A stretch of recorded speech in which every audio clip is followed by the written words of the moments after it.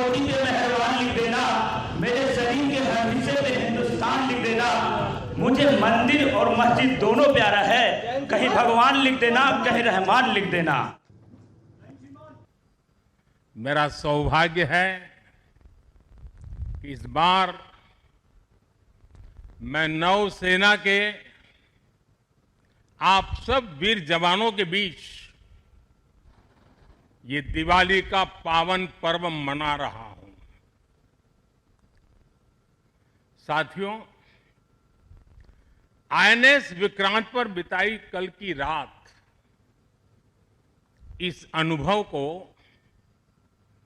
शब्दों में कहना कठिन है। मैं देख रहा था जो उमंग उत्साह से आप भरे हुए थे, और जब मैंने देखा कि आपने स्वरचित गीत गाए कल, और शायद आपने गीतों में जिस प्रकार से ऑपरेशन सिंदूर का वर्णन किया, शायद को कभी इस अनुभूति को प्रकट नहीं कर पाएगा जो युद्ध के मैदान में खड़ा जवान कर पाता है।